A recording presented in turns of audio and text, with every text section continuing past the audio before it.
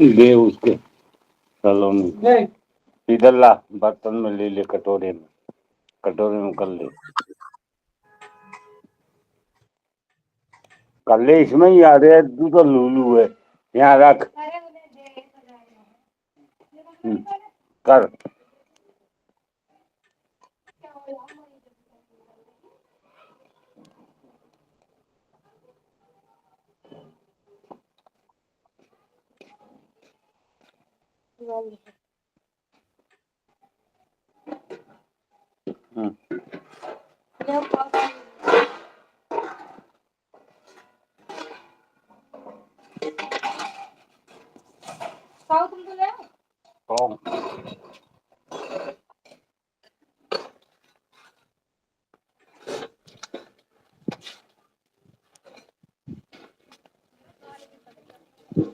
क्यों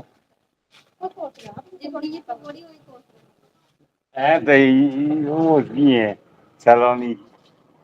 हाँ मैंने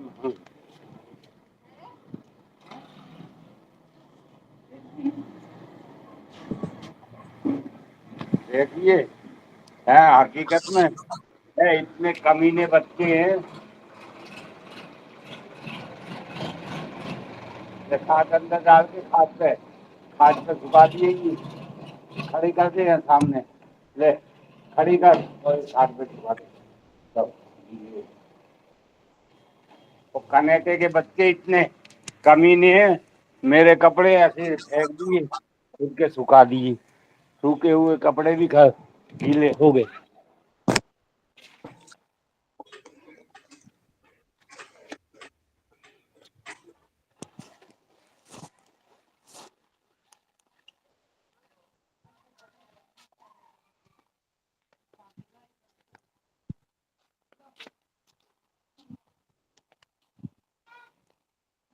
पौवा चाहिए इसके साथ। हाँ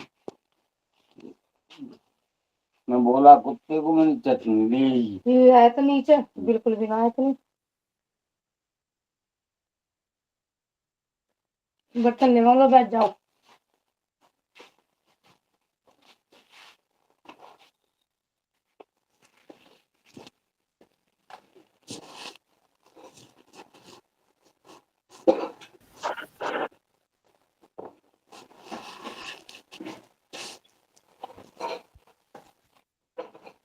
नमस्कार। आप सभी को मेरी आवाज आ रही है? बिल्कुल आ रही है जी। अच्छा, सब बढ़िया। आपने कुछ लिखा? आपसे कहा था लिखने के लिए। भूल गई? ममता मैम, भरत सर, आप लोगों ने कुछ लिखा? बढ़िया।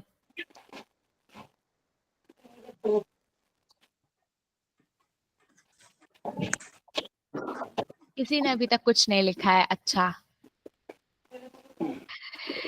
चलिए हम अपने आज के सेशन की स्टार्टिंग करते हैं। और हमारा जो मैं रोज लिखता हूँ, लेकिन अपनी पूरे दिन में मैंने क्या किया क्या नहीं किया वो लिखता हूँ। अच्छा, लेकिन अपनी हाँ, क्रिएटिव साइड को और ज्यादा कि इन्हांस आज मैंने किसी को क्या बोला है, क्या, हाँ, क्या सुना, ये सब मैं लिखता हूँ शुरू सुबह उठ के और शाम तक। और फिर शाम को उसमें है वो करता हूँ मैं, जो खराब है उसमें चौकड़ी लगाता हूँ। मेरी एनर्जी, हाँ, नेगेटिव है कि पॉजिटिव है, क्या बोला पॉजिटिव ने, क्या नेगेटिव बोला, वो सब लिखता अच्छा, हूँ। हाँ, तो कुछ आप शायरी या फिर कविता लिखते हैं? कभी लिखी है? नहीं नहीं, ऐसी चीजें में तो ऐसा है। ट्राई करिएगा लिखने का। हाँ, चाहे वो ईश्वर के लिए लिखिए, चाहे समाज के लिए लिखिए, चाहे राष्ट्र के लिए लिखिए, लेकिन कभी कोशिश करिएगा लिखने की। हाँ, जरूर जरूर। हाँ, और फिर हम लोगों के साथ उसको साझा करिएगा। कल विजया ताई ने और विनोद मैडम ने अपनी कविताएं लिखी थी और हम लोगों को सुनाई थी। तो अब आप लोगों को भी लिखना है बारी बारी से कुछ कुछ और फिर सुनाना है। तो जो हमारा आज का सेशन है, आज का हमारा सेशन बेस्ड है हमारे आज्ञा चक्र पे, जिसको हम थर्ड आई चक्र बोलते हैं। अब इसकी क्या इम्पोर्टेंस है, मुख्य विषय क्या है, स्थान क्या है, तत्व क्या है, रंग क्या है, बीज मंत्र क्या है, इन सबको जानने के साथ साथ हम ये जानेंगे कि मनोविज्ञान इस पर क्या कहता है, हमारी नैतिकता क्या कहती है, स्पिरिचुअलिटी क्या बताती है, और हमें इससे क्या सीखना है, और इससे सीख कर हमें किस प्रकार अपनी आध्यात्मिक जर्नी में आगे बढ़ना है। अब इसका बड़ा इम्पोर्टेंस है, इसकी भूमिका पहले बांध लें, इसका अभिवादन करना उतना ही आवश्यक है। तो इसको अगर हम डिफाइन करने पे आए, तो एक लाइन में, अगर एक ऐसी लाइन जो कई शब्दों पर भी उत्कृष्ट साबित हो, वो ऐसी लाइन होगी कि जिसे स्वयं का दर्शन हो जाए, उसे फिर किसी गुरु की आवश्यकता नहीं रहती, ऐसा कहा जाता है। अब इसका क्या मतलब हुआ, यानी कि अगर किसी का आज्ञा चक्र या थर्ड आई चक्र इतना स्ट्रांग हो जाए, तो फिर उसको किसी और के मार्गदर्शन की आवश्यकता नहीं होती और वो खुद ही अपना मार्ग प्रशस्त कर सकता है। ये पावर होती है हमारे थर्ड आई चक्र की। और इस थर्ड आई चक्र की अपनी सनातन पद्धति में कितना ज्यादा महत्व है, इससे हम सभी भली भांति परिचित हैं। अब इसका हम दूसरे फॉर्म में अगर इसको देखें, इसी लाइन को समझें कि जिसे स्वयं का दर्शन हो जाए, फिर उसे किसी गुरु की आवश्यकता नहीं रहती, इसका क्या मतलब है? इसका मतलब ये है कि गुरु हमको उस समय तक सहायता दे सकता है, उस समय तक सिखा सकता है, जब तक हम चीजों से अनभिज्ञ हैं, जब तक हम एक सुपात्र की श्रेणी में है जो उनके ज्ञान को ग्रहण कर रहे हैं, है ना। जैसे समझिए इसको बड़े आसान भाषा में, कि जैसे हम गए किसी गुरु के अंडर, हमने उनकी बातें सुनी या किसी का सेशन हमने अटेंड किया, वो बातें उस समय तक तो हमारे मन में रही, फिर उसके बाद 1-2 घंटे बाद फिर 0/100, है ना। मतलब उनकी बातों का प्रभाव पड़ा, हमने ध्यान दिया, चिंतन किया, मनन किया, लेकिन वो प्रैक्टिस में नहीं आ पाया। लेकिन जब वो बात जो सामने वाला कह रहा है वो आपकी प्रैक्टिस में आ जाए, तब आप ये कह सकते हैं कि अब मैं उनकी बात सुनूं या ना सुनूं, मुझ पर इसका कोई प्रभाव नहीं पड़ना है, ये मेरी अब प्रतिक्रिया ही बन चुकी है, दिनचर्या में इसका एक भाग है और मैं ये करती आ रही हूँ। मान लीजिए आप सभी की आदत पड़ जाए आत्मचिंतन करने की 5 मिनट, है ना। अब मैं सेशन लूं ना लूं, उससे आप पर कोई फर्क नहीं पड़ेगा, क्योंकि वो आपकी आदत बन चुकी है। तो इस आदत को हमें समझने की बहुत ज्यादा आवश्यकता है कि हमारे लिए क्या सही है क्या गलत है। इसीलिए ये लाइन कही गई है कि जिसे स्वयं का दर्शन हो जाए, मतलब जो खुद ये जान जाए कि उसके लिए क्या आवश्यक है ना, फिर उसको किसी गुरु की सहायता या आवश्यकता नहीं रहती। वो किसी गुरु की दिखाई हुई रोशनी से प्रभावित नहीं हो रहा है, वो अब वो रोशनी खुद प्रकट कर रहा है। अच्छा लगने के लिए आपको मेरा सेशन अटेंड करने की जरूरत नहीं है, आप खुद के लिए समय निकालना चालू कर चुके हैं, खुद की भावनाओं को नियंत्रित करना स्टार्ट कर चुके हैं, खुद के बारे में सोचने लगे हैं, तो आपको किसी और लाइट के अंदर बैठने की जरूरत ही नहीं पड़ेगी। ये इस सेंटेंस का मतलब है। और ये इस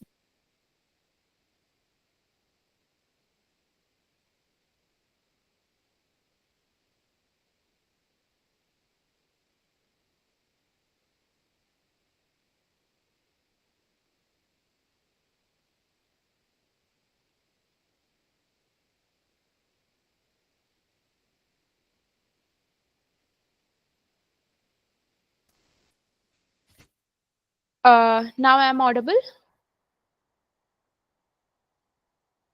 आप लोग रिएक्ट कर दीजिए। हाँ ठीक ठीक। तो बात ये थी कि आज्ञा के आदेश पे बात हो रही थी। तो आज्ञा चक्र का क्या अर्थ हुआ? आज्ञा चक्र का अर्थ हुआ आदेश या फिर निर्देश।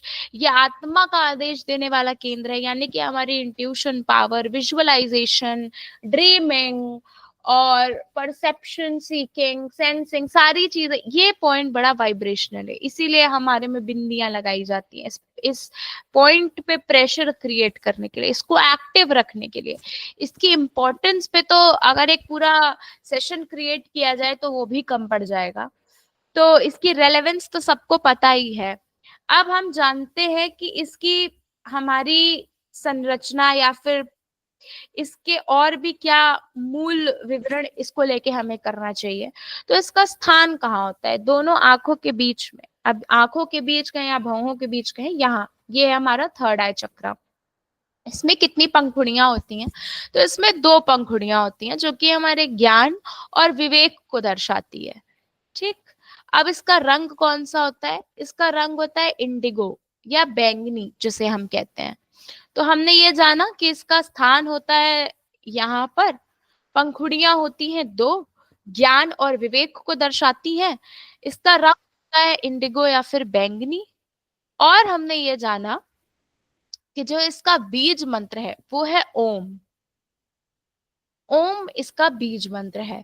तो अब जब भी हम ओम की प्रैक्टिस कर रहे हैं या ओम नाम पे मेडिटेट कर रहे हैं, तो हमें ये अपने दिमाग में रखना है कि ये हमारे थर्ड आई चक्र को भी बैलेंस कर रहा है, उसको पावर दे रहा है। इसका तत्व क्या होता है? इसका तत्व है मन, चित्त, अंतरात्मा, यानी कि इसका तत्व खुद ही मनुष्य के अंदर है। तभी कहा गया है कि आपको इंटरनली अपने आप को पहचानना है। और जो इंसान इंटरनली खुद को पहचान लेता है वो फिर कंट्रोल कर सकता है खुद पर भी और बाहर पर भी, और उसको किसी और की रोशनी में रोशन होने की आवश्यकता नहीं है। वो खुद अपनी लाइट जनरेट कर रहा है या कर रही है। अब हम जानते हैं कि इसकी अधिष्ठात्री देवी या देवता कौन है, जो कि एक पार्ट चलता आ रहा है। तो देवता है इसके परम शिव, निर्विकारी, ध्यान मग्न, शून्यता के प्रतीक। अब शून्यता का प्रतीक क्या हुआ? जो एकदम शून्य स्थिति, समभाव में है, न्यूट्रल चार्ज है हमारे महादेव यहाँ पर।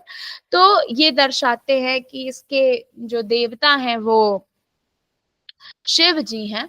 और इसकी अगर हम देवी की बात करते हैं तो इसकी देवी है हमारी हाकिनी, दिव्य चेतना की संरक्षिका, ज्ञान और बुद्धि की देवी हाकिनी देवी। और हम क्या सीखते हैं इससे?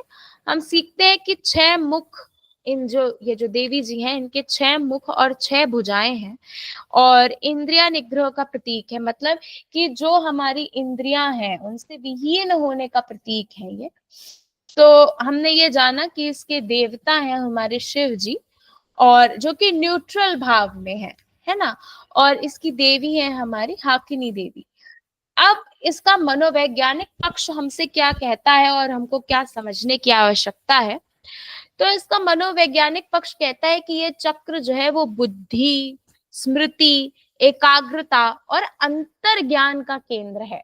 इसका क्या मतलब हुआ? बुद्धि का केंद्र है, हमारी स्मृति, जो हमारी नॉलेज है, जो हमारी मेमोरीज से एसोसिएटेड है, इसको ये चक्र एक्टिव करता है। हमारा कंसंट्रेशन पावर भी यहाँ से बढ़ता है, इसीलिए लोग त्राटक प्रैक्टिस करते हैं। त्राटक होता है ना, एक मोमबत्ती जला दी और उसी पर अपना फोकस रखना। तो त्राटक एकाग्रता की प्रैक्टिस भी इसी से होती है। और अंतर ज्ञान यानी जो इंटरनल नॉलेज आपके पास है या आपको फील हो रही है, उसको एक्टिव करने का काम करता है हमारा थर्ड आई चक्र। और थर्ड आई चक्र की ये इम्पोर्टेंस है। अब साइकोलॉजिकल पर्सपेक्टिव से जब हम थर्ड आई चक्र को देखते हैं, तो ये क्या काम करता है? ये बेहतर निर्णय क्षमता बनाता है हमारे अंदर डिसीजन मेकिंग एबिलिटी स्ट्रांग होती है, हमारे अंदर आत्मविश्वास बढ़ता है, हमारा फोकस क्लियर होता है, हमारी इमेजिनेटिव स्ट्रेंथ बढ़ती है। हम देखते हैं कि हम स्पष्ट सोच पा रहे हैं, क्लैरिटी से सोच रहे हैं, हम ध्यान लगा पा रहे हैं, यानी कि हम कॉन्सेंट्रेट कर पा रहे हैं। तो ये जो कॉन्सेंट्रेशन एबिलिटी हमारे अंदर है, ये हमारे थर्ड आई चक्र की वजह से ही डेवलप होती है और ज्यादा अच्छे तरीके से। तो जितनी भी स्ट्रेंथ है हमारी, जैसे हम बोलते हैं ना कि हमारा मन नहीं लग रहा या मन हट जाता है, वो क्यों होता है? क्योंकि हमारा फोकस नहीं है, हमारा कंसंट्रेशन नहीं है। फोकस और कंसंट्रेशन क्यों नहीं है? क्योंकि हम उस पर ध्यान अपना नहीं लगा पा रहे हैं। और ध्यान क्यों नहीं लगा पा रहे हैं? क्योंकि हमारा इम्बैलेंस है थर्ड आई चक्रा। अब इसमें असंतुलन के लक्षण क्या होते हैं? जैसे मान लीजिए असंतुलित है, इसके लक्षण क्या हैं? तो इसका लक्षण है भ्रम पैदा होना, कल्पनाओं में खो जाना। जो लोग अपने इमेजिनेटिव वर्ल्ड में ही जीते रहते हैं, मैंने बोला ना कि third I is also responsible for imagination.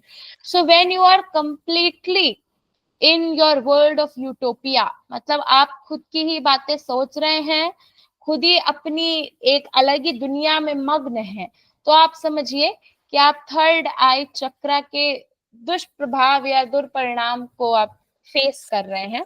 वो चीज ठीक नहीं है, मतलब वो इम्बैलेंस है। और हम क्या देखते हैं? हम देखते हैं कि जितने भी विचार हमारे आ रहे हैं, वो बड़े नकारात्मक हैं, बहुत नेगेटिव थिंकिंग हो रही है, अजीब सा डर, अजीब सी बेचैनी, अजीब सी नकारात्मकता, घबराहट होना। ये तो कुछ लक्षण हर चक्र से भी मैच कर रहे हैं। लेकिन अधिकांश कर आप जब अपने में ही खो जाते हैं, और जो जिसमें भी खोए हैं उसमें भी आप नेगेटिव ही देख रहे हैं, तो समझ जाइए कि कहीं ना कहीं हमारा ये थर्ड आई चक्र को बैलेंस करने की हमको बड़ी आवश्यकता है। और हम क्या देखते हैं कि अगर हमें सिर दर्द है, जैसे मान लीजिए कई लोग हैं जिनको माइग्रेन की समस्या होती है ना, तो जैसे सिर दर्द है, माइग्रेन की समस्या है, नींद में गड़बड़ी है, रात रात भर जग रहे हैं, इंसोम्निया हो गया है, सो ही नहीं पा रहे हैं, सोना बड़ा चाह रहे हैं लेकिन फिर भी नींद आ रही है तो कच्ची नींद आ रही। उस दिन मैंने आपको बताया था कि क्या इम्पोर्टेंस है हमको गहरी नींद में जाने का, है ना। अब कई लोग हैं बहुत बहुत समय से वो गहरी नींद में सो ही नहीं पाए, तो ये भी तो एक तरीके की बीमारी ही हो गई कि बताइए, वो सो भी नहीं पा रहे हैं चैन से, बेचैनी वाली नींद होना, नींद आने के लिए नींद की दवाएं खाने लगना, उस पर डिपेंडेंट हो जाना। तो ये सारी जो चीजें और दिक्कतें।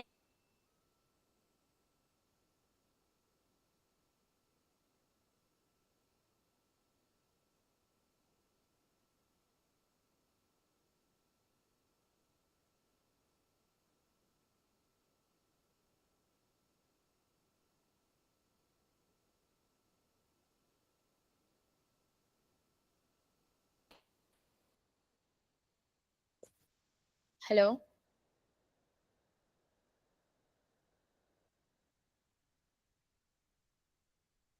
हेलो। जी रमनजीत मैम, आप बताइए, आपको ऐसा कभी फील हुआ या ऐसा? एक सेकेंड, देखिए माइक्रोफोन शायद ऑफ। हाँ, आप लोगों को ऐसा कभी फील हुआ या फेस किया आपने? हाँ मैम, कभी भी रात जैसे सुबह सुबह नींद खुल जाती है। हम्म। हाँ, सोते समय तो नहीं लगता है, सोते समय तो ये रहता है कि हाँ थोड़ा सा आएगी कोई चिंता, जब कुछ जैसे अभी भी कुछ घर में है, कोई परेशानी है। पर हाँ, मैं अब लेट जाती हूँ, अपने आप को काफी कंट्रोल कर लिया कि नहीं। रात को आता है एक बार, फिर ध्यान चला जाता है कैसे होगा, क्या हो रहा है, क्यों फैमिली में ऐसे हो रहा है। हाँ। तो फिर छोड़ देती हूँ, फिर कहती हूँ भगवान शुक्राना है तेरा, तूने करना, तूने दिया तू ही करेगा। तो ये थोड़ा सा इसमें आके मुझे काफी पूरी लाइफ मैंने ऐसे ही बिताई, जबरदस्ती का। मैं ही कह सकती हूँ, मुझे बच्चे बोलते हैं मम्मा जबरदस्ती चिंता करते हो, वो एक हैबिट हाँ, बना ली, हैबिट बना ली हैबिट, थी। हाँ सही कह रही हैं।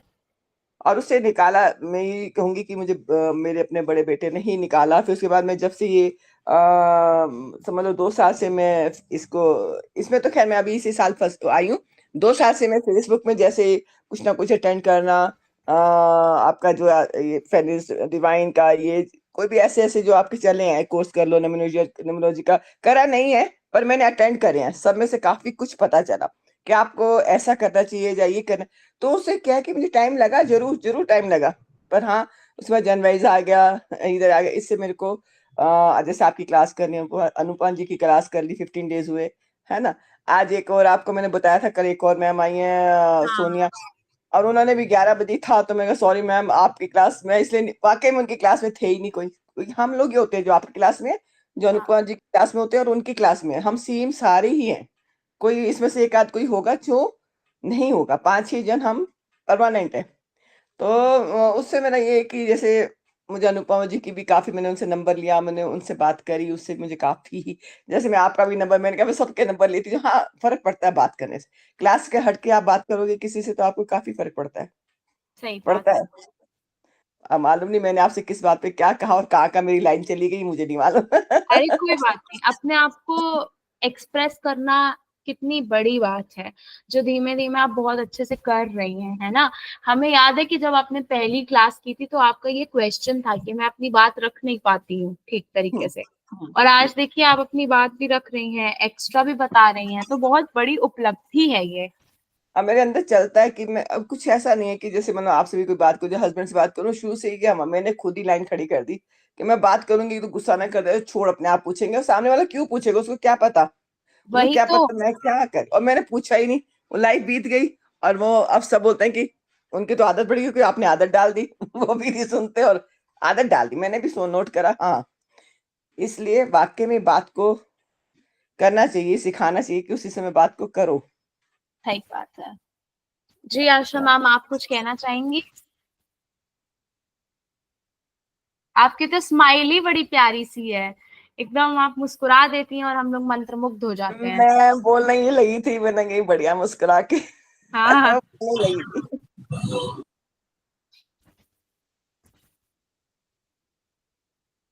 जी मैम, आपका माइक ऑफ है, ऑन करके बताइए। हाँ, आपको कह रहे हैं, आप ही की मुस्कुराहट की बात हो रही है।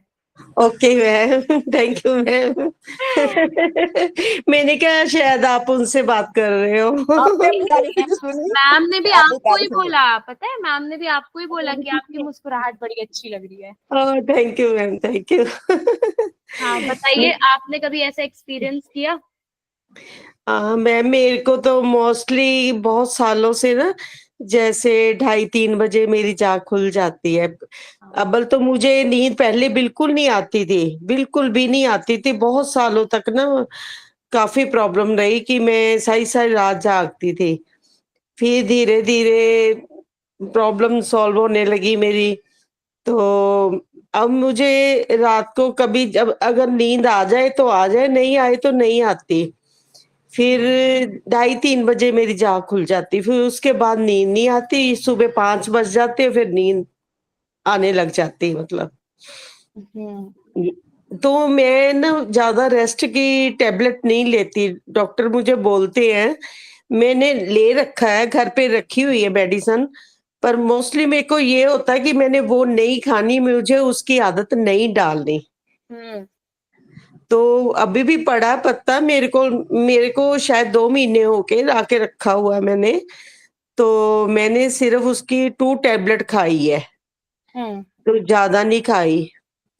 तो आप ये कर सकती हैं, आपने ट्राई किया कि जैसे आपको नींद आ गई, आप अचानक से उठ गई, ठीक है, अब आप सो नहीं पा रही हैं, तो आप कोई किताब रख लीजिए बगल में, उसको पढ़ना शुरू करिए। या मान लीजिए आपके साथ कोई और सो रहा है और लाइट बंद है ना, आप नहीं हुँ, ऐसे लाइट ऑन कर सकती, तो आप हुँ, लेटे लेटे नाम जप करिए। अगर नाम जप से भी नहीं फर्क पड़ रहा है और नींद ही नहीं आ रही है, तो फिर रिलैक्सेशन मेडिटेशन प्रैक्टिस करिए। कि मतलब तो जो एनर्जी है वो मेरे पैरों में है, फिर ऊपर आ रही है, फिर ऊपर आ रही है, ऐसे धीमे धीमे जब आप सोचेंगी ना, आंख या कान तक लाएंगी, आपको अपने आप नींद आ जाएगी। बस यही नहीं मुझे समझ है, मैं जाप तो करती हूँ, मुझे आदत है, मैं सोते वक़्त जाप करते-करते सो जाती हूँ। तो मेरे 92 में मैंने अपने गुरुओं का नाम लिया था, नामदान लिया था। उसके बाद से मेरा रूटीन थोड़ा-सा चेंज होने लगा। फिर मेरे को 7.5 साल हो गए, मेरे हस्बैंड एक्सपायर हो गए थे। तो मुझे वो भी थोड़ी हो गई थी प्रॉब्लम। तो अब बेटर फ़ील करती हूँ आगे से, तो सँभल गई हूँ, ऐसी बात नहीं है। अभी 15 क दिन से ना 16 तारीख को मेरे जलंधर में मेरा भतीजा था, वो ऑस्ट्रेलिया में था। तो वहाँ एकदम से एक्सपायर हो गया वो, स्टडी बेस पे गया हुआ था। तो वहाँ पे मेरे दिल्ली से आए हुए थे भैया, भाभी वगैरह सब आए हुए थे। वहाँ पे भाभी 4 दिन के बाद वो हो गई एक्सपायर। अरे तो वो थोड़ा-सा ना मुझे बस उस दिन से थोड़ा हो रहा है अंदर से, मुझे जैसे ना कुछ अच्छा नहीं लग रहा। जैसे हाँ, मन, हाँ, अंदर से ना जैसे दिल नहीं करता किसी से भी बात करूँ, कुछ भी करूँ। तो थोड़ा उस वजह से भी है मुझे आजकल 15 के दिनों से वो सब चल रहा है। वैसे बेटर फ़ील करती हूँ आगे से। मुझे यही है कि मैंने मेडिसिन नहीं खानी, मैंने अपने आप को खुद को ठीक करना है, बस ये है मेरे को। लेकिन आपका मन शांत नहीं हो पा रहा है, ऐसे घटनाएं लगातार हो गई ना इस वजह से। हाँ जी, हाँ जी। वो बात है बस। तो जैसे ना मुझे कभी-कभी ऐसे बैठे-बैठे मुझे बात कुछ नहीं होती, फैमिली बहुत बढ़िया है, बच्चे बहुत बढ़िया है, ऐसी कुछ नहीं है, प्रॉब्लम कोई नहीं है मुझे। पर मुझे पता नहीं अनजाना जैसे डर नहीं होता बंदे को, होता है, ऐसे मेरे होता को है। अनजाना डर मुझे बस अंदर से कई बार लगता है ऐसे जैसे कि बैठे-बैठे मुझे एकदम से घबराहट होनी, पसीने छूट जाने, वो मुझे बस में होता है मुझे। ज्यादा होता है। टेंशन लेते हैं उसी की वजह से भी हो जाएगा। हम्म। या टेंश तभी नहीं, गलत हो जाता ऐसा है, है मुझे ज्यादा टेंशन कोई नहीं है, ना बच्चों की टेंशन टेंशन में नहीं है, होता, ये बेटा भी टेंशन में नहीं बहुत होता है बढ़िया, बहू बिल्कुल। भी बहुत बढ़िया, बेटी भी नहीं बहुत सबके बढ़िया है। अपने आप में आता है ना, ऐसा हुआ है वैसा हुआ, ये हादसे दो हुए, कुछ ना कुछ तो आता है ना दिमाग में। दिमाग में तो आता है। हाँ जी, हाँ, वो तो बातें उसकी कुछ वजह से जो जो पीछे बीत गया ना, वो दिमाग में बातें आती रहती बस। हाँ, हाँ, वही आती है, वही आती है। मेरे ख्याल से हर लेडी का एक जैसा ही चलता है माइंड। मैंने यस। यहाँ पे आके भी देखा है कि ज्यादातर हुँ, सबका सेम सेम होता है, बस वर्ड थोड़ा सा आगे पीछे हो जाते हैं। मतलब मैंने अगर मैं बोलती हूँ तो मेरे ख्याल से यहाँ एक आध की जगह की वो चलती है। वैसे अब मैम ने भी जैसे बताया, अनजाना डर तो मुझे भी बहुत रहा है, बहुत रहा। ये मैं कह सकती हूँ कि 6 महीने से उस डर को मैं निकालती हूँ। खाम खा का डर है, कोई कुछ कह तो रहा नहीं, ना कोई डांट रहा, ना कुछ। बात करती हूँ तो पहले रोना शुरू कर देती थी। तो किसी के वो कहते हैं जब आप मम्मा खुल के बात नहीं करोगे आप रोना क्यों शुरू कर देते हो? वहां जवाब दे हुँ, के नहीं आते, घर आके रो लेते हो, फिर बाकी उन्हीं के सामने ही करके चले जाते हो। तो ये पहले हुँ। की आदत है, हमारे यही बच्चे बात छोटे थे। मेरे में भी यही बात है, मुँह पे नहीं बात करती, बाद में अपने दिल को लगा के बैठ जाती हूँ बात को। हाँ, तो और फिर क्या है? सोचती हूँ बच्चे बोलते हैं मम्मा आपको जब कोई कहता है ना उसी टाइम जवाब दिया करो। आप वही लोग ना। कैमरा खोल के बैठिए। रमनजीत मैम आप भी अपना कैमरा ऑन करिए, और रत्नेश मैम आप भी अपना कैमरा ऑन करिए। हुँ। ओके। हाँ, इसी बहाने आप लोग तैयार हो गए कि 5 बजे आना है, चलो तैयार हो जाती हूँ, अभी मेरे को कैमरा खोलना पड़ेगा। मेरा हमेशा खुला रहता है। आप तो सारे काम कर लेते हो कैमरा पे बैठे बैठे। हुँ। ऐसा कुछ नहीं है, बाकी बहुत बढ़िया है। अपने आप को तो मैं बहुत कंट्रोल कर रखती हूँ कई बातों पे। मुझे होता है कि अभी मैंने मैंने अपने किया, आप आपने को बंद कर कंट्रोल दिया। करना है। हेलो।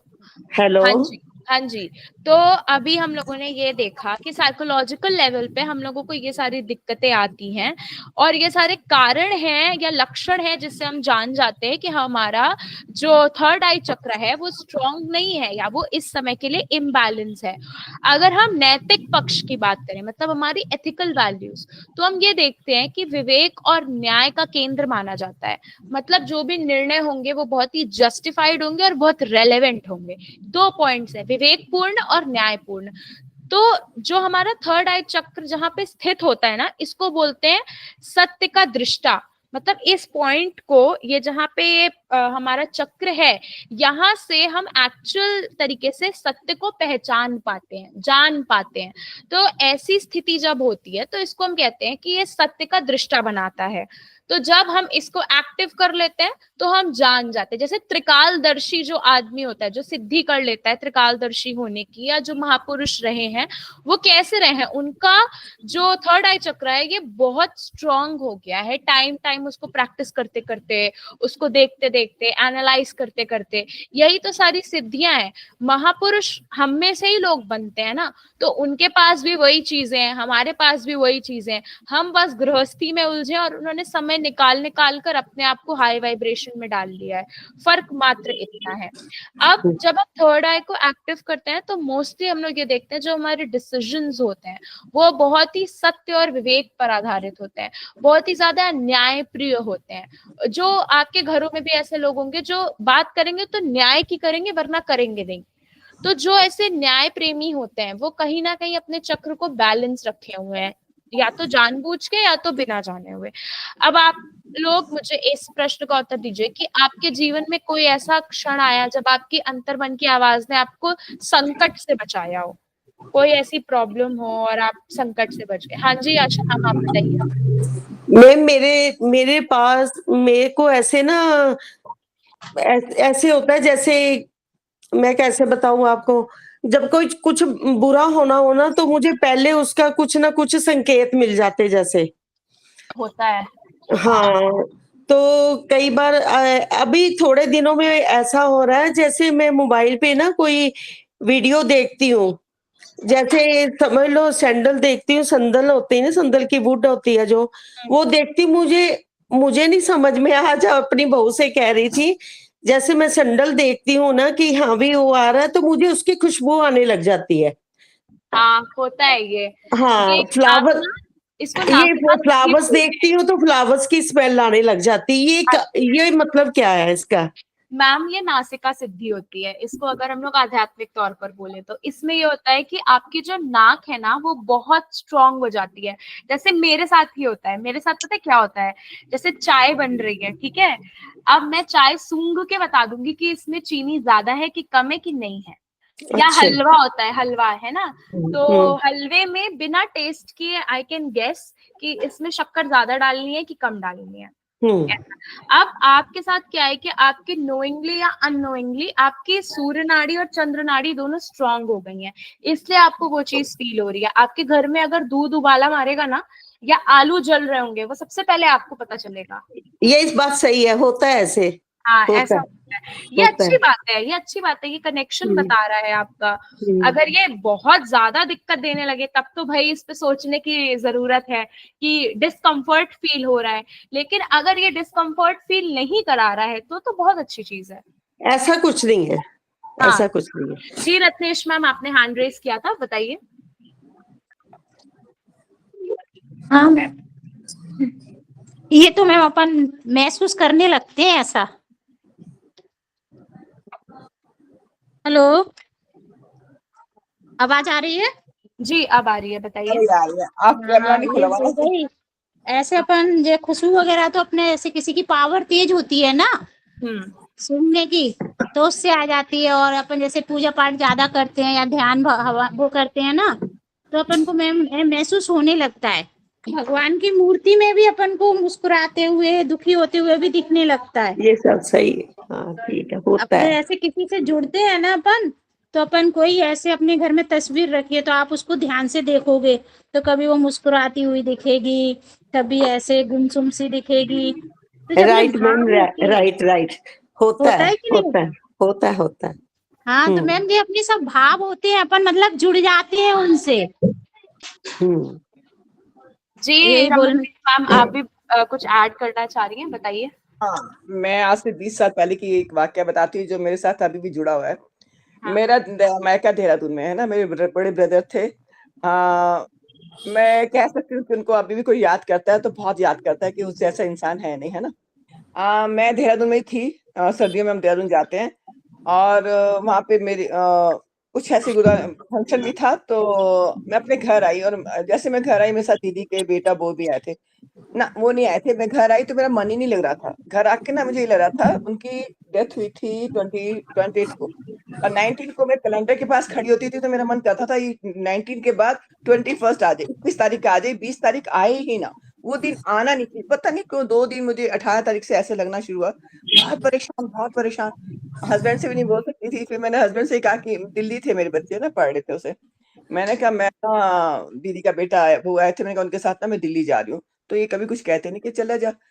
नहीं, रात को मैं उनके पास देहरादून पहुंच गई, और भैया खड़े थे सामने, सारे नाइट बस पे हमने जाना था। बाहर निकली और गेट से बाहर निकले, हमारे में है कि कोई जा रहा है ना गेट तक छोड़ने आते हैं, और ब्रदर में ना बस स्टैंड या रेलवे स्टेशन छोड़ने जाते थे, है ना। उनकी हैबिट थी अकेले नहीं भेजते। तो उस दिन उन्होंने कुछ भी नहीं बोला, चुप रहे, है ना। अंदर आई, उन्होंने मुझे नहीं पूछा कि रमन तू अकेली क्यों आई। मैं 6 बजे 7 बजे देहरादून पहुंची। उन्होंने मुझे मसूरी से देहरादून भी मुझे बोलते थे अकेले नहीं आना, जसवीर क्यों नहीं आया। तो उन्होंने मुझे कुछ नहीं कहा। मेरे को अंदर से अजीब सा लगा कि वीर मुझसे पूछ क्यों नहीं रहे। और हम गए, जैसे मैं घर से बाहर निकली ऑटो में, तो मैं बार बार मैं पीछे कर रहा, शायद भैया आ रहे हैं, शायद भैया आ रहे हैं, है ना। लग रहा था वो आए नहीं। और आप मानो रात को हम सुबह नाइट बस पे गए थे, 19 तारीख की नाइट बस पे गए। जैसे ही सुबह पहुंची अपने घर में, मेरी सासू माँ बैठी थी, कहने लगी कि तेरा चेहरा देखा नहीं जा रहा, तू सो जा। तेरा चेहरा, मैं पता नहीं क्या करे, तू सो जा, तू बैठ मत, तू सो जा। मैं लेट गई तो मैंने देखा दीदी का वो बेटे मेरे घर आ गए, दिल्ली में नोएडा में रहते हैं। कहने लगे मासी, मैं क्या हुआ, तो मेरे अंदर से धक सा हुआ, मैं कुछ हो गया। मैं क्या हुआ, मासी कुछ नहीं हुआ।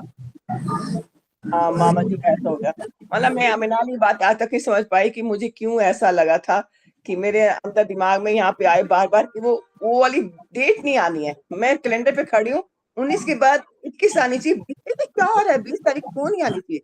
मेरे को मन नहीं करता था 20 तारीख ना आए, क्यों ऐसा क्यों हुआ। मेरे को आज तक नहीं समझ आई। 20 साल बीत गए हैं, कभी कभी दिमाग में आता है। और मेरे हाँ, जैसे मैम ने बोला ना, कुछ अनहोनी होती है, एक बार दिमाग में ना ऐसे आ जाता है। अनहोनी नहीं, कुछ भी गलत होता है तो उसे मैं समझ नहीं पाती। तो मैं बाबा जी से अभी भी कहती हूँ, मैं भगवान मुझे अच्छी बात बताया करो ना, कि जो मेरे दिमाग में कुछ चल रहा है तो अच्छा मुझे सुनने को मिलना चाहिए। मुझे ऐसा क्यों मिलता है, जैसे कुछ आ जाएगा कि हाँ अभी ना इन दिनों में कुछ ऐसा नहीं हुआ, तो 2 दिन वापस जो है किसी का झगड़ा हो गया, मतलब जैसे हो जाता है ना। तो मैं ये सोच रही हूँ, क्यों मेरे को ऐसे ख्याल मेरे का ख्याल नहीं है, वो ख्याल नहीं है, वो एक यहाँ पे ना आ जाती, क्यों आता है, कौन सी शक्ति है ऐसी। मैं कोई शक्ति से मजा नहीं आता है, सच बताऊं, इस शक्ति से मुझे मजा नहीं आता है। हाँ, लेकिन आपके साथ में ये बात है कि आपने नेगेटिव चीजों पर ध्यान दिया है, लेकिन आप इन चीजों पर भी ध्यान देने की कोशिश करिए। जब आपके यहाँ कुछ पॉजिटिव होगा तब भी आपको संकेत आएगा। लेकिन नहीं, वो तो आपने ये बात एकदम बांध ली है कि नेगेटिव जब होने वाला होगा तो मुझे ज्यादा संकेत आएगा, इसलिए बॉडी ज्यादा रिस्पॉन्स। जी हाँ, बताइए। आपकी बात सही है। मैं कई बार कोशिश करती हूँ, मैं वो सोचती नहीं हूँ, पर जो ब्रदर वाली बात है ना, वो मुझे बहुत आज भी कचोटती है। कि या तो मुझे संकेत मिला था कि मैं बच जाऊं, या तो मैं बचूं, उस चीज से बचा लूं, उनको बचा लेती। मेरे मन में ये हो गया कि मुझे कुछ संकेत आ रहा था, मैं भाई को, क्योंकि उनको शुगर लो हो गया था, वो वॉशरूम गए होंगे शॉप से उठ के, तो वहीं उनको अपनी गोली नहीं, मुझे लोग बताते हैं हमें ना कि वो अपनी जेब में हाथ डाले थे तो उनको गोली नहीं मिल रही थी, और डेथ के बाद गोली मिल गई सबको ना वही जेब में। तो सब कहते हैं देखो उनके हाथ में गोली भी नहीं जा रही थी, जो नहीं, सब पहले सामने चाय वाला था, चीनी रख देते। बहुत बाद में तो बहुत लोगों ने ऐसे बोला, 5 मिनट के अंदर डेथ हुई ना। तो वो एक मुझे लगता है शायद मैं उनको बचा सकती थी और मैंने बचाया नहीं। मुझे ये अंदर एक लगता है कि जो मेरे को संकेत आ रहा था कि शायद तू बचा ले भाई को, मैं बचा नहीं पाई हूँ। नहीं नहीं, इस गिल्ट से तो आपको बाहर निकलना पड़ेगा। अगर ये गिल्ट आपके मन में बैठ गया है तो शायद जितने भी डर या जितनी घबराहट आपको होती है वो इसी गिल्ट को याद कर करके होती है, क्योंकि वो बैक ऑफ द माइंड में चलता रहता है। अब चूंकि याद आज करनी आपने ये चाहती हूँ। बात शेयर की है, हाँ, तो आपको थोड़े दिन के लिए हल्का लगेगा, लेकिन आपको इससे प्रैक्टिस करना पड़ेगा इस गिल्ट से बाहर निकलने के लिए। अगर आप उस समय कुछ भी करती, और अगर कहते हैं ना, आवाज नहीं आ रही मैम कि आपकी अगर आवाज। ये डिफाइन, अगर ऐसा मान लिया जाता है कि अंतिम समय निकट है और आना ही है, तो आप क्या कोई भी प्रयत्न कर ले वो नहीं बच सकता।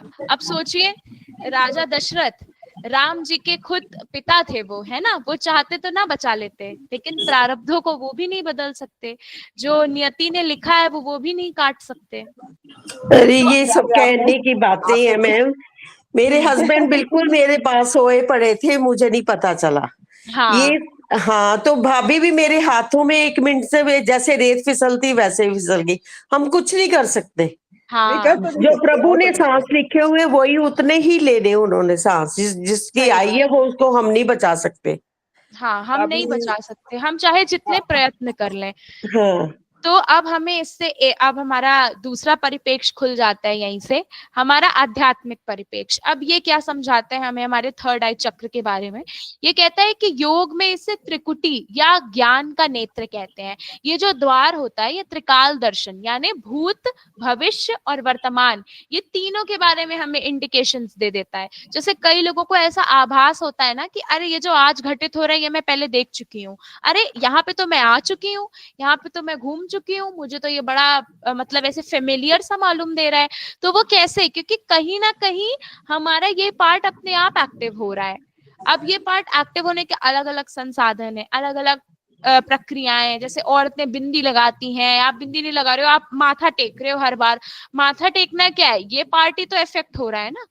तो जो ये इसको इसीलिए हम त्रिकाल दर्शन का द्वार भी बोलते हैं। अब हम और क्या जानते हैं, जब ये चक्र हमारा जागृत होता है तो व्यक्ति को दिव्य संकेत मिलने लगते हैं। देखिए कितनी रिलेटेबल बात है, ये सारे इंसिडेंट्स हमारे जीवन में घटित हो चुके हैं, लेकिन हम तब ये नहीं समझ पाए कि हमारा शायद इंट्यूशन पावर स्ट्रांग होगा। ये हमें अगर इंडिकेशंस मिले हैं तो इसका मतलब कि हमारा ये तो एकदम एक्टिव चल रहा है। अब लड़कियों के पास में, औरतों के पास में ऑलरेडी सिक्स सेंस होता है ना। हमें पता चल जाता है सामने वाला आदमी कैसा है, गुड टच है कि बैड टच है। ये सारे हाई इंट्यूशन पावर्स तो हमारे पास ऑलरेडी है, हमें इसको बस एसोसिएट करने की जरूरत होती है। अब दिव्य संकेत मिलने लगे, इसके साथ स्वप्न और अंतर्ज्ञान से सशक्त हो जाते हैं। हमें ड्रीम्स में संकेत मिलने लगते हैं, हम अपने अंतर्ज्ञान को और ज्यादा अनुभव करने लगते हैं, हम उसमें सशक्त हो जाते हैं। जैसे आपको इंडिकेशंस मिल रहे हैं नेगेटिव इवेंट्स के भी पहले, पॉजिटिव इवेंट्स के भी पहले। ये क्या है? हमारा अंतर्ज्ञान ही तो है। अब विमेन, जब औरतें, महिलाएं ध्यान की प्रैक्टिस करती हैं तो वो बड़ी गहराई में चली जाती हैं, वो तल्लीन जल्दी होती हैं। जितनी भी आध्यात्मिक चीजें हैं उसमें सबसे पहले सबसे ज्यादा संख्याएं महिलाओं की होती है ना। भाव सबसे ज्यादा महिलाओं को आते हैं। ये क्योंकि हमारे अंदर नेचुरली इनबिल्ट पावर है इमोशंस की। अब इसका हम ऐतिहासिक और पौराणिक उदाहरण देखते हैं। भगवान श्री कृष्ण का दिव्य चक्षु था, वो जागृत हुआ, आज्ञा चक्र। महर्षि वेदव्यास जो कि त्रिकालदर्शी, क्योंकि आज्ञा चक्र जो उनका था वो पूर्णतः खुला था। अब अगर रिसेंटली बात करें तो स्वामी विवेकानंद, ध्यान के ऊपर उन्होंने कितनी बातें करी, और आत्म प्रकाश, सेल्फ एनलाइटनमेंट की कितनी बातें करी। ये सारी चीजें जीवन को बदलने का व्यक्तित्व तो उनका था ही, साथ में इन सब बातों से हमारा उत्थान हुआ। यूथ, यंगस्टर्स के लिए उन्होंने एक मैसेज दिया। ये सारी चीजें कैसे पॉसिबल है? क्योंकि उनका थर्ड आई चक्र, उनकी इंट्यूशंस, उनकी पावर इतनी ज्यादा स्ट्रेंथन्ड थी, इतनी स्ट्रॉन्ग थी। इसीलिए कहते हैं जब आत्मा अपना नेत्र खोलती है ना तो संसार की जो दृष्टि है वो गौड़ हो जाती है, क्योंकि तब आप आत्मीयता से इंसान को देखते हैं। अच्छा, आप नोटिस करिएगा सिद्ध पुरुष जो होते हैं, महापुरुष, अगर कभी आपको दर्शन हो या उनके साथ बैठने का सौभाग्य प्राप्त हो, तो जो सिद्ध पुरुष होते हैं वो आपको देखते ही समझ जाते हैं आप कितने पानी में हो। उनके सामने आप बन नहीं पाते, दिखावा नहीं कर पाते। क्यों? क्योंकि उन्होंने आपको आंखों से नहीं एनालाइज किया, उन्होंने दिव्य नेत्र से आपको एनालाइज कर लिया है। आपका पूरा स्कैनिंग हो चुका है, वो जान गए हैं उनका क्या सिस्टम है। तो मैं ये जी मेरे को ना रात को सपना आता था कि कोई ना बैजनाथ मंदिर है। सुशीला मैम, आप माइक ऑफ कर दीजिए प्लीज अपना। हाँ, थैंक यू। मेरे को सपने में ना बहुत बार मंदिर आता था कि हिमाचल में कोई बैजनाथ मंदिर है, मैंने देखा नहीं था बिल्कुल भी, और कई सालों तक मेरे को लगातार वो सपने में मंदिर सारा दिखाई देता था, और मैं कहती थी यहाँ पे ये है वो है, मतलब सब कुछ देखती थी। मेरे बेटे की शादी 2008 में हुई, तो उसके जो मेरी बहू के मम्मी पापा थे ना, वो 2009 में कहते कहते चलो हम हिमाचल में चलते हैं घूमने।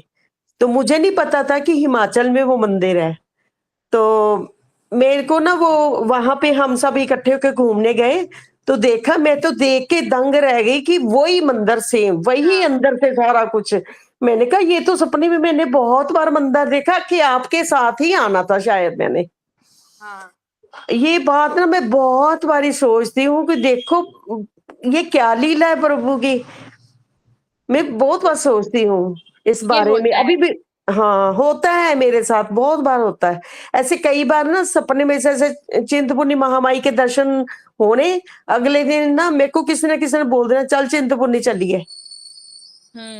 ऐसे हो जाता था मेरे साथ। मेरे को तो एक करिश्मा सा ही लगता था। मैंने कहा पता नहीं करिश्मा ही है मेरे साथ तो हो रहा है। सही बात है, ये तो बहुत अच्छी बात है। ऐसा किसी और का भी एक्सपीरियंस है? सुशीला मैम, आप ज्वाइन हुई हैं बहुत दिनों के बाद, आप कहाँ गायब थी? आप बताइए ऐसा कोई एक्सपीरियंस आपका। बहुत सारे काम होते हैं इधर उधर, सत्संग सुनने लगो फिर याद ही नहीं रहता क्या किस चीज का टाइम है। सही और बात कुछ भी देखने लगो, और मोबाइल ऐसी चीज ही है, और घर के काम भी ऐसे है, ऐसा होता है। मैंने सही अभी भी बात देखा, मैंने कहा ज्वाइन हो जाते हैं, अभी तो बहुत टाइम हो गया, अगर ज्वाइन करेंगी तो हो जाएंगे, नहीं तो कोई बात नहीं। क्योंकि बहुत समय नहीं लेते ना, देर हो जाती तो। हाँ, लेकिन ऐसा कुछ वो नहीं है। तो अब हमें इसको अगर हमें अपने इस नेत्र को और ज्यादा, इस चक्र को और ज्यादा स्ट्रॉन्ग करना है, तो हम क्या कर सकते हैं और कैसे हमें इसको प्रैक्टिस करना है ताकि ये और ज्यादा स्ट्रॉन्ग रहे? मैंने तो एक जी, कोई बोल रहा था?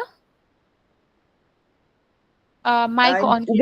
जो नेगेटिव विचार आते हैं मन में, वो कैसे निकालने के पॉजिटिव आए हमारे में, पॉजिटिविटी आवे। अब चलिए, ये आपने अच्छा याद दिलाया। कल मैंने आपको एक टास्क दिया था, आप लोगों को बोला था कि अपने बारे में और दूसरों के बारे में बिल्कुल भी बुरा नहीं बोलना है, बुरा नहीं सोचना है, सिर्फ पॉजिटिव सोचना है और खुद को लेके पॉजिटिव बोलना है। किसने फॉलो किया? कल मैंने सुना नहीं था एक्चुअली मैम। अच्छा मैम, आपने किया? रमनजीत मैम आप तो थी कल, विजया ताई आप भी थी। हाँ नहीं, वो तो खैर अब जो भी आता है उसको हटा देते हैं। आता है कभी फ्रेंड सर्कल में भी होता है, मेरे क्या फायदा, कुछ फायदा नहीं है, हटाती हूँ। वो तो ये मैंने कहा ना, जैसे आपकी क्लास सभी करिए, अनुपम जी की क्लास के बाद वही तो पूछ रहा कैसे इसको हटाना कैसे है। इसको ना हमें, जी आप बोलिए, विजया मैम बोलिए। हाँ, कल तो कविता सुनी थी ना। हाँ, वो खूप छान। हाँ, आणि मेरे दिल में कभी किसी के बारे में बुरा आता नहीं, होने वाला होगा ना तो भी मैं भगवान को प्रार्थना करती हूँ उसको ठीक। मैं किसी के बारे में बुरा नहीं सोचती, मेरा मन ऐसा नहीं सोचती मैं बुरा, पर मुझे फिर भी विचार मैं मतलब कोई भी फैसला ना कर पाऊं मैं किसी बात का, तो मैं कहती हूँ, मैं थोड़ी देर चुप करके बैठ जाती हूँ, आराम से बैठ जाती हूँ। फिर उसके बाद मैं क्या करती हूँ, मैंने कहा मेरी अंतरात्मा जो बात देगी मैंने वो बात माननी है। ये बात होती है मेरे में कि मैंने अंतरात्मा की बात माननी, मैंने किसी की नहीं सुननी। हाँ, मैं भी किसी की सुनती नहीं, एक घाव दो टुकड़े, सबको बराबर कर देती हूँ। मैं भी आपके जैसे करती हूँ फिर। दिन रात रहती हूँ, उसको रहने दे। अब देखिए, यहाँ पर ये पॉइंट आता है कि हम लोग ना आदत बना लेते हैं, हमारा बिहेवियर पैटर्न सेट हो चुका है कि कोई भी काम हम कर रहे हैं तो उसके पॉजिटिव आउटकम से ज्यादा हम नेगेटिव आउटकम सोच लेते हैं। ठीक है, अब नेगेटिव आउटकम हमने सोच लिया, उसकी वजह से हमारी ये आदत पड़ चुकी है, हमारी हैबिट हो चुकी है नकारात्मक सोचना। अगर कुछ अच्छा भी हो रहा होगा ना हमारे जीवन में, तो हमारे मन में फौरन ये संशय आ जाएगा कि अरे सब कुछ अच्छा कैसे हो रहा है, कुछ खराब नहीं हुआ अभी तक, और वैसे कोई ना कोई घटना हो जाती है। तो हम ना क्या करते हैं, चीजों को अट्रैक्ट करते हैं। अब ये अट्रैक्ट करने की वजह से हम जितना पॉजिटिव नहीं सोच रहे हैं, उतना नेगेटिविटी का डर जो है ना, वो डर नेगेटिविटी अट्रैक्ट कर लेता है। जैसे कई लोग होते हैं जो मैनिफेस्टेशन टेक्निक्स यूज करते हैं कि मैं मैनिफेस्ट कर रही हूँ, मैं विजुअलाइज कर रही हूँ और ये चीज होगी। और वो लोग सोचते जरूर है, लेकिन उनके अंतर्मन में ये बात भी चलती रहती है, नहीं हुई तो, नहीं हुई तो, मतलब नेगेटिविटी हाई हो जाती है कि कई बार वो नहीं होती। फिर वो ये दुविधा में फंस जाते हैं कि अरे मैंने तो इतना प्रैक्टिस किया, इतना सोचा कि पॉजिटिव होगा, फिर भी नेगेटिव क्यों हो गया? क्योंकि उनके अंदर नकारात्मकता से भरा हुआ डर, उनका वो चीज ज्यादा अट्रैक्ट कर लेता है, वो ज्यादा प्रभावी हो जाता है। तो इसीलिए कल हमने ये छोटी सी प्रैक्टिस दी थी कि आपको ना ये सेशन एंड होने के बाद में अपने बारे में कुछ भी नेगेटिव नहीं सोचना है, अगले के बारे में कुछ भी नेगेटिव नहीं सोचना है, और ना ही बोलना है। इससे फायदा क्या होगा? आपके ब्रेन को आप बार बार ये ट्रेनिंग दे रहे हो कि अरे मुझे पॉजिटिव बोलना है। जहां आप नेगेटिव बोलोगे, आपको फौरन मेरी बात याद आएगी कि अरे उन्होंने ये प्रैक्टिस दी है, चलो मैं करके देखती हूँ, चलो करके देखता हूँ, ऐसा। फिर आप एक दिन करोगे, फिर मैं पूछूंगी कैसा लगा आपको, 2 दिन 3 दिन, ऐसे आप खुद धीमे धीमे देखेंगे कि आपका कॉन्फिडेंस बढ़ रहा है, आप अच्छी बात कर पा रहे हैं, आपका नजरिया बदल रहा है, खुद से बदल रहा है। कोई अगर मेरी बातें कितना ही आपको प्रभावित करेंगे, अगर आप नहीं बदलना चाहोगे तो मैं लाख जतन कर दूं, कोई असर नहीं पड़ना है। लेकिन जब आप खुद से वो प्रयास करने लगते हो ना, तो आप खुद वो चेंजेस फील करते हो कि हाँ मुझे फायदा हो रहा है,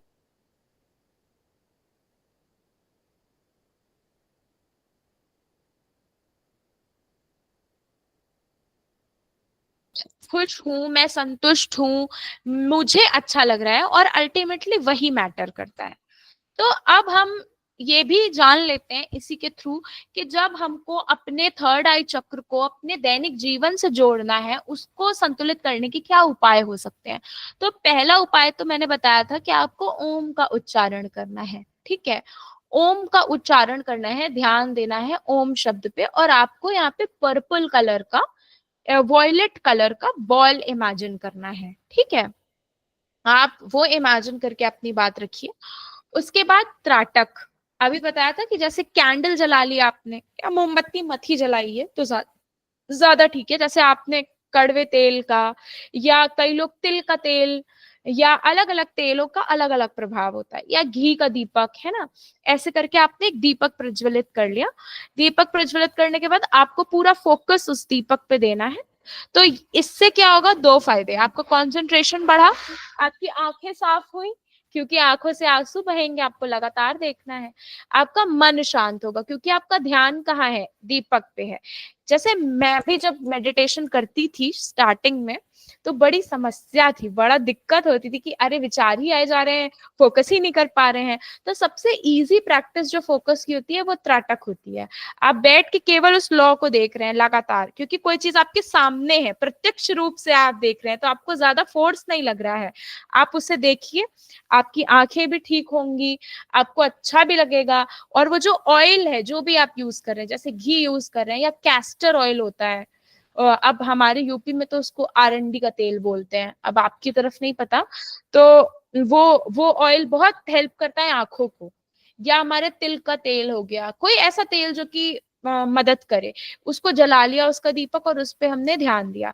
अब इसको एकटक देखना है, तो हमारे माइंड भी शांत हुआ, हम रिलैक्स भी हुए, हमारा मेडिटेशन भी हो गया, कंसंट्रेशन भी बढ़ा, फोकस भी बढ़ा।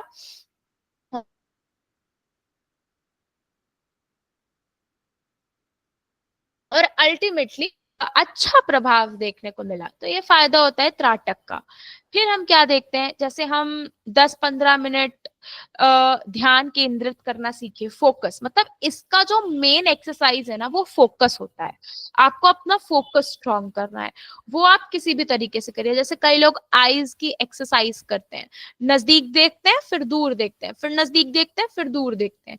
ये फोकस एनहांसिंग की जितनी भी टेक्निक्स होती हैं, वो सब बेनिफिट करती हैं। कोई ऐसा योग आसन इसमें नियमित नहीं है कि आपको यही फॉलो करना है। फिर अब आपको कैसी बातें कहनी है कि जैसे मैं अपने अंतर मन की पुकार सुनती हूँ, है ना, या आपको खुद को दिलासा देना है, तो आपका इंट्यूशन और हाई होगा।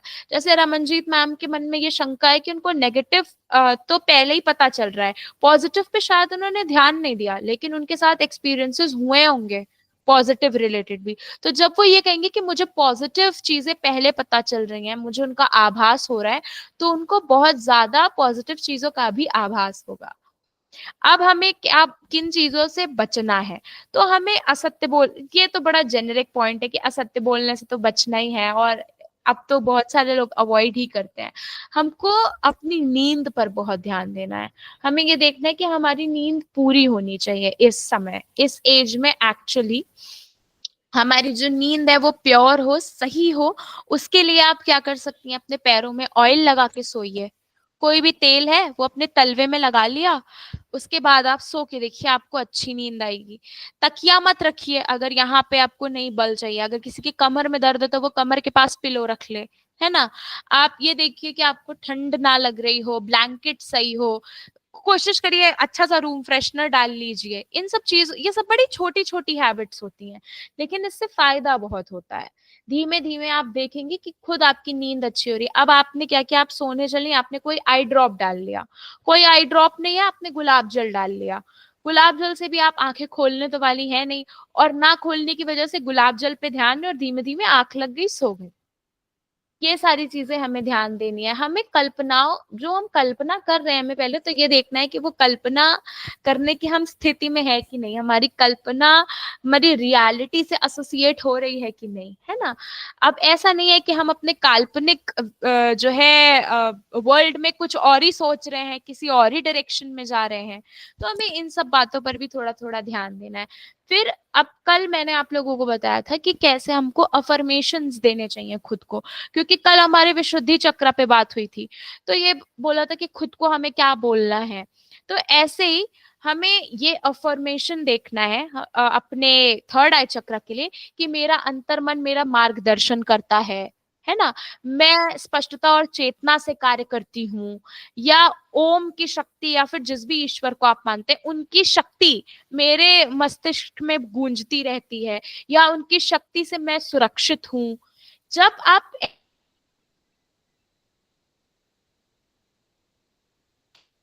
जब आप इन बातों पर ध्यान देंगी और ये बातें बार बार बोलेंगी, तो आपको खुद फील होगा कि हाँ, आपको बहुत बेटर फील हो रहा है।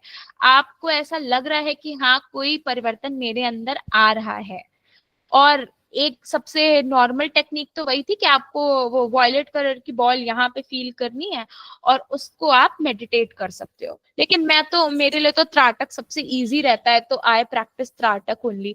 आप लोग भी ट्राई करिएगा। अब मुझे एक प्रश्न का उत्तर दीजिए कि कभी कोई डिसीजन लेते समय आपको आत्मद्वंद फील हुआ है? मतलब ऐसा कि मेरा मन ये कह रहा है, बुद्धि ये कह रही है, मैं क्या करूं, ऐसे कभी असमंजस की स्थिति आई है? हैंड रेस करिए और जवाब दीजिए। जी रमनजीत मैम बताइए। वो था मेरा पहले से हैंड रेस था। ऐसा भी कुछ। अच्छा। जी आशा मैम आप बताइए। मैम मुझे हमेशा ये होता है कि मैं जब भी मेरे सामने क्वेश्चन आता ना, तो मेरे कुछ भी समझ ना आए, तो मैं थोड़ी देर ना चुपचाप बैठ जाती हूँ। तो बैठने के बाद ना जो मेरे अंतरात्मा मुझे जवाब देना, उसको मैं यस करती हूँ। ये है कि मैं किसी की नहीं फिर सुनती, कोई कुछ भी कहे। मुझे लगता अभी थोड़े दिन की बात है, उस दिन भी हुआ, मैंने कहा मेरी जो अंतरात्मा कहेगी मैंने वही करना, मैंने नहीं किसी की सुननी। ये मेरे को वैसे भी आदत है, मैं किसी के साथ कुछ गलत होते हुए भी नहीं देख सकती, गलत करते भी नहीं हूं, मैं देख भी नहीं सकती। कुछ भी गलत हो रहा या कुछ भी कोई तकलीफ में भी है ना, मैं तब भी नहीं देख सकती किसी को। मेरी नेचर ऐसी है। ये तो बहुत अच्छी बात है। हाँ, मैं ऐसी हूँ बस। मुझे अगर तक कोई सामने मेरे को लगे कि हाँ भी मुझे वो ठीक लग रहा है, तो मैं मान लूंगी बात, नहीं तो मैं अपने मन की, अपनी आत्मा की सुनती हूँ। मन की भी नहीं सुनती, मैं आत्मा की सुनती हूँ फिर। तो आज के इस सेशन के बाद आप लोगों के 2 होमवर्क हैं। पहला होमवर्क तो ये है कि आपको ये सेशन खत्म होने के बाद खुद के बारे में एक शब्द भी बुरा नहीं सोचना है। कोई भी नेगेटिव विचार हमारे मन में नहीं आना चाहिए, इसका प्रैक्टिस करना है।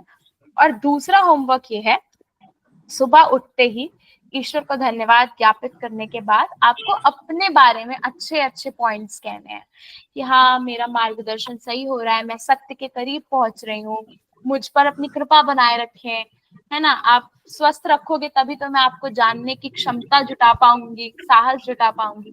ऐसे अफर्मेशंस खुद को कहने हैं और बिल्कुल भी नेगेटिव नहीं सोचना है। ठीक है मैम, अब थैंक किसी को यू। कुछ कोई क्वेश्चन हो या कुछ कहना हो तो बताइए। अगर कोई तुम आपके होमवर्क में फेल हो जाए तो क्या करोगे, निकाल दोगे? नहीं तो फिर आपको दोबारा करना पड़ेगा, रीडू। वो करेंगे, वो तो रीडू हम करते रहेंगे, बार बार, वो छोड़ेंगे नहीं। आपको रीडू करना पड़ेगा, जब तक आपकी आदत नहीं पड़वा देंगे तब तक हमें चैन नहीं पड़ेगा। मैं वैसे मजाक करी, वैसे तो ही है। आप सुबह उठ के, जैसे अब मैंने मेडिटेशन का आज जो 21 का आता है ना, 21st डे का गुरु जी का, वो आज सुबह अपने आप ही नींद खुल गई। जो पन्ना में अच्छा लगा, पहले एक्सरसाइज कराई उन्होंने और फिर ये कराया, और फिर मैंने अपना घर के पूजे के, फिर वो 10 से शायद कोई इसमें भी करते होंगे, वो जुम्बा कराती हैं जीसू, 10 बजे का आता है, वो बहुत अच्छा कराती है। उसके बाद अच्छा। मनाली की, हाँ बहुत अभी वो बहुत बढ़िया प्यारा कराती है जीसू ना। बच्चों के साथ, हमारे साथ सबके साथ गप्पे मारती है और कराती है। जैसे अनुपमा जी का क्लास होता है और 12 बज जाते हैं, फिर 12:30, और अच्छा टाइम पास होता है। उसके बाद तो आपको पता है कि आपने नहाया धोया, खाना खाया, रेस्ट करा, अभी बिस्तर में बैठी आप देख रहे हो रजाई और शॉल में, का भी कोई पूछेगा रजाई और शॉल लेके बैठे हैं, देखो रजाई है। अगर सोची छोड़ के भाग जाए, रजाई और शॉल। आज मैंने ये डाली और मुझे लग रहा था कि मेरे को नहा के मैं बाहर निकल गई थी, बारिश थी, और आज बॉडी ऐसी कर रही थी लेटे लेटे कि वो मुझे फीवर हो जाएगा। यहाँ तो बहुत गर्मी है, यहाँ बहुत गर्मी है। यहाँ भी ह्यूमिडिटी तो हो जाती है आजकल, रात को कभी पसीना भी आ जाता है, पर हम रजाई को हटा के फेंक नहीं सकते, जैसे वहां पर फेंकना पड़ता है ना, यहाँ फेंक नहीं पाते। हाँ, तो किसी को कोई क्वेश्चन है इससे रिलेटेड, अगर कोई क्वेश्चन हो या कुछ सुझाव या कुछ कहना हो तो प्लीज अपनी बात रखिएगा। तो आप ना वो कराओ, ये ना अपना चक्रास को एक्टिवेट कराने के लिए आप वो क्लासेस लेनी शुरू करो हमारी। देखो ज्यादा मेंबर्स है पहले नहीं। क्राउन चक्रा पूरा हो जाए उसके बाद। ओहो, हाँ एक रह गया। अच्छा, इसके हाँ। लिए आपने बस, इसके लिए तो ओम का उच्चारण ही बोला ना हाँ, विदुष? ओम का उच्चारण, त्राटक। वो भी अच्छा आप लोगों लगा। को बोला था कि आप लोग पानी जब पीते हैं बॉटल रखिए, बॉटल में तुलसी की पत्ती डाल लीजिए, ओके, है ना। ये बहुत छोटी सी रेमेडी है लेकिन बहुत फायदा करेगी। इससे आपका अनाहता चक्र भी स्ट्रांग होगा, विशुद्धि भी स्ट्रांग होगा, है ना। तो ये छोटी छोटी रेमेडी है लेकिन बहुत अच्छी होती है। अब वही पानी हम पीते ही हैं, एक बॉटल बना लीजिए, वही पानी ले लीजिए। ये मैंने पूछना था, जैसे मुझे ना जाप करने की बहुत आदत है, मैं जाप करती हूँ जैसे, तो जाप मन में बहुत बार उठता है कि एक भगवान का जाप करूं, गुरुओं का जाप करूं अपने, है ना, जो उन्होंने नामदान दिया है। तो फिर मैं जो आगे पहले भी करती थी, जैसे कई मेरे को ऐसे लगता है, मेरे अपने के मन का है, जैसे मुझे लगता है गणेश जी, भोलेनाथ, महामाई, हनुमान जी, राम जी, ऐसे ना लक्ष्मी नारायण भगवान, ऐसे मेरे को लगता है कि है सारे रूप एक ही हैं, पर जाप जो मैं करती हूँ सबके अलग अलग जाप करती हूँ। तो मुझे कई बार 1 घंटा भी लग जाता है, 1.25 घंटा भी लग जाता है, 1.5 घंटा भी लगता है, करते करते मैं और कुछ भी करने लग जाती हूँ, मुझे पता ही नहीं चलता मैं क्या करने लग गई हूँ, अब कौन सा जाप करने लग गई हूँ। ऐसे होता मुझे, मैं करते करते मैं पता नहीं कहाँ आगे आगे चली जाती हूँ, मुझे पता नहीं चलता। कई बार सोचती हूँ नहीं मैं थोड़ा कम कर दूं, नहीं होता। अब थोड़े दिनों से तो मैं डिस्टर्ब हूँ ना, उन दिनों में तो मेरे से नहीं हो पा रहा इतना। वैसे बात करती हूँ कि मैं जब लग जाती हूँ तो मुझे पता नहीं घंटा लगना, 1.25 घंटा लगना कि 1.5 घंटा लगना, मैं ऐसे जाप करती हूँ फिर। देखिए, इस पे तो मुझे ये कहना है कि आपके जो इष्ट देव हैं वो एक ही हो सकते हैं, ठीक है। आपके इष्ट एक ही होने चाहिए, क्योंकि हमारे में तो ये कहा भी जाता है, एक के साधे सब सधे, सब साधे सब जाएं, है ना। ऐसे तो जोक्स भी बनते हैं कि मैं एरोप्लेन से गिर रहा था तो मैं शंकर जी के पास गया, फिर मैं देवी माँ के पास गया, हनुमान जी के पास गया, फिर किसी ने मेरी नहीं सुनी, मैं मर गया, है ना। तो इसीलिए हमें अपने इष्ट देव एक ही रखने हैं।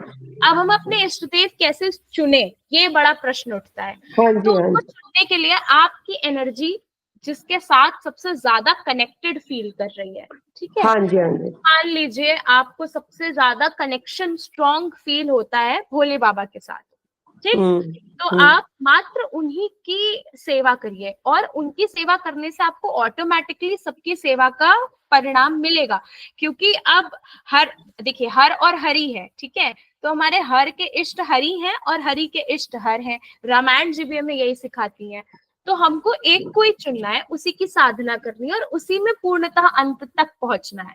जैसे रामकृष्ण परमहंस जी थे, उन्होंने क्या किया, जिस भी आइडल को उन्होंने वर्शिप किया, उनको एकदम पूरे डेडिकेशन के साथ किया। आप सोचिए, जब वो माता रानी की सेवा करते थे तो उनके शरीर पर उसका प्रभाव दिखने लगा। या आप लोगों ने सुना होगा, जैसे मैम तो मसूरी से है, नीप करोरी बाबा जी का आश्रम है ना, देहरादून में। तो ऐसा बोला जाता है कि जब वो साधना में बैठते थे तो एकदम ऐसा लगता था कि साक्षात बजरंगबली आ गए हैं। या जितने भी वैसे स्पिरिचुअल गुरुज होते हैं जो एक को साधते हैं और उन्हीं को ही मानते हैं, तो उनके अंदर ना उनके इष्ट के लक्षण आने लगते हैं। जो कृष्ण जी को मान रहे हैं उनके अंदर वैसी चंचलता दिखेगी, वैसा अट्रैक्शन दिखेगा। जो देवी जी को मान रहे हैं उनके अंदर वैसी शक्ति दिखेगी। तो आपको ये डिसाइड करना है कि आपकी एनर्जी किसके साथ मैच करती है। फिर आपको जैसे ना मेरे को आज से 15 साल पहले की बात है, तो मैं ना महामाई को बहुत ज्यादा मानती थी, बहुत ज्यादा। तो वो जैसे ना कहते कि बॉडी में वो असर दिखाने शुरू हो गए। फिर बच्चे बोलने लगे अब आपने नहीं करनी पूजा, आप छोड़ दो। पर अंतरात्मा कही नहीं मैंने करनी है, मैं कम कर दी है, ये नहीं मैं करती नहीं, अब भी उनका जाप करती हूँ। मुझे मेरी माँ लगती है कि मेरी माँ वही है असली। तो वैसे मैं अपने जैसे गुरुओं का नामदान दिया हुआ है, वो राम जी है मेरे। तो राम जी के साथ मेरे को हनुमान जी बहुत प्यारे लगते हैं, और हनुमान जी और शिव भोले वो एक ही रूप है। ऐसे मेरे को होता नहीं, ये सब मेरे साथ रिलेटेड है। हाँ, रिलेटेड जरूर है, लेकिन अब जैसे आपको जो गुरु आज्ञा से मिला है ना, तो उसको तो आपको ऑन टॉप रखना है। जैसे जो मेरे गुरुदेव हैं, अगर वो मुझे कुछ बताएंगे तो मुझे तो ऑन टॉप रखना है, फिर मुझे उनके साथ अपनी एनर्जी अटैच करनी है। अब आप इसको इस तरीके से देखिए कि राम जी के साथ तो सीता माँ है ही ना। अब आपको माता जी से कनेक्शन फील होता है तो वो साक्षात सीता स्वरूप है। आपको यही मानना है कि मैं राम दरबार की ही पूजा कर रही हूँ। और जो हमारे हनुमान जी हैं वो तो उनके सेवक हैं ना, वो खुद कहते हैं कि आप स्वामी हो हम दास हैं। वही सेम बात आ गई कि उनके गुरु कौन है, हमारे हरि, और हरि के इष्ट कौन है, हर महादेव। तो वो सब कनेक्टेड है। लेकिन आपने यही सोचना है कि जैसे सीता माँ है वैसे ही हमारी ये माता रानी है, तो उनको भी नहीं छोड़ना और आपके गुरु जी का भी मान रहेगा। जो आपको नाम जप करने मिला है वो आप नाम जप करिए, आपकी श्रद्धा भी बढ़ेगी और आप इधर उधर भटकेंगी भी नहीं। यस जी, बिल्कुल। आज मेरे को सही रास्ता मिल गया है। मैं कंफ्यूज हो जाती थी किसको मानूं किसको छोड़ूं, पर मेरे को सब प्रिय है। हाँ, मेरे को ये लगता है सब मेरे अपने हैं।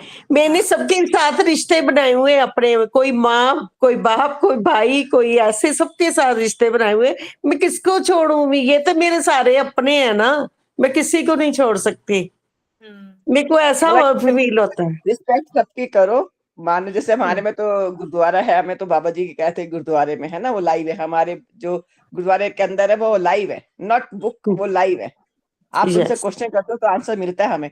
जब बहुत परेशान हो तो वहां जाके बैठते हैं, तो जो हम पढ़ते हैं उसमें से सुबह हमारे में हुक्मनामा कहा जाता है। आपने कई समय देखा होगा गुरुद्वारे में भी अरदास के बाद हुक्मनामा बाबा जी की आज्ञा ली जाती है।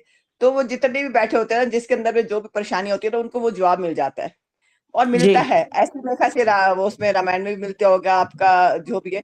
बट हमारे में ना इधर उधर जाने के लिए बिल्कुल मना है। जाते हैं, रिस्पेक्ट सबकी करते हैं, मंदिर भी जाते हैं, रिस्पेक्ट करते हैं। मम्मी कहती थी सब रिस्पेक्ट करो, चाहे आदर सबका करो। हाँ, जहाँ जन्म लिया है तो वो, क्योंकि हम भटक जाते हैं, क्योंकि हमें बचपन से उसी का पता है ना, और उसके बाद हम दूसरी जगह जाते हैं तो हम भटक जाते हैं, क्योंकि थोड़ा सा हमें संस्कृत में या पंजाबी में या उसमें फर्क लग जाता है ना। अच्छा, तो देखिए इसका ना एक अलग कॉन्सेप्ट है। इसको हम इस तरीके से देखते हैं कि हमें नहीं जाना है, हमें मना किया गया है भटकने से।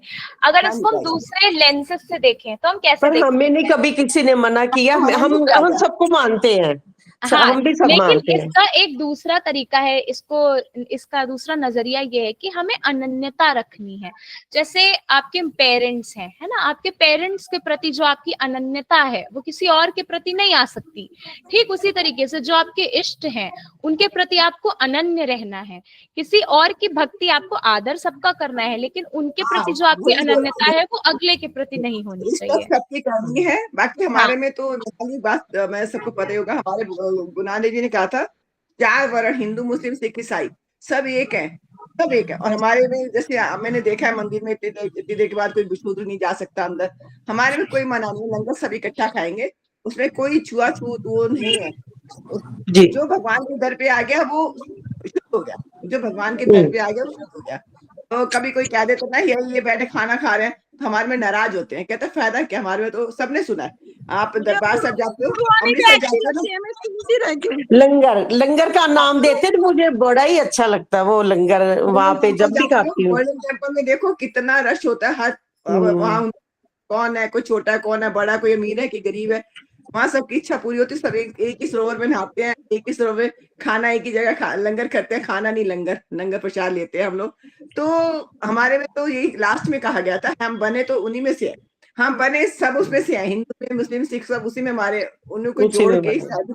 सैनिक बने थे। बाबा जी ने एक सैनिक बनाए थे, सिख फैमिली किसी को पता नहीं है, तो रक्षा के लिए बनाया है, रक्षा के लिए, गलत हाँ अधर्म जी, के हाँ लिए जी। खिलाफ लड़ने के लिए बनाया है। तो ये हमने अपनी बुद्धि में बना लिया ना, हिंदू है, सिख है, मुसलमान है, कोई कुछ नहीं है, सब एक है।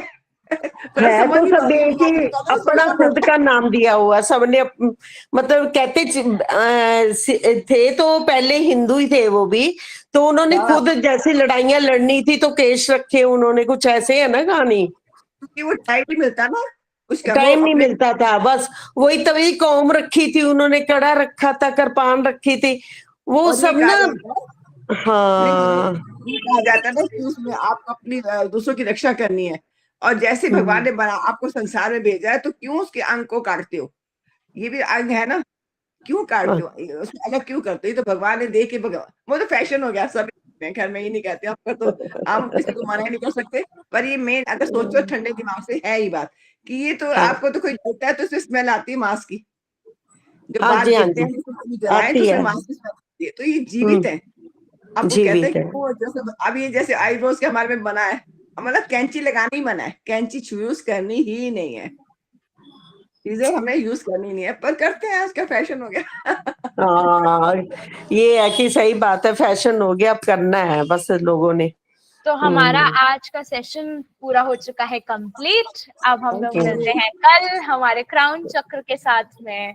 थैंक यू आप सभी का मैम, बहुत थैंक बहुत यू, धन्यवाद। बहुत बढ़िया लगा प्रोग्राम बहुत आपका, अच्छी बहुत बात बढ़िया है, लगा, थैंक यू मैम। की बातें ये सब कर लेते हैं, ये हम लोग सेक्शन अब में ये कल बोलते मिलते हैं। भजन संध्या चालू हो गई होगी, क्या? हो भजन गई संध्या आ चालू गया, हो गई होगी, जा रही है। मैसेज आ गया, मैसेज ऊपर आ रहा है मैसेज। ओके जी, बाय। बाय।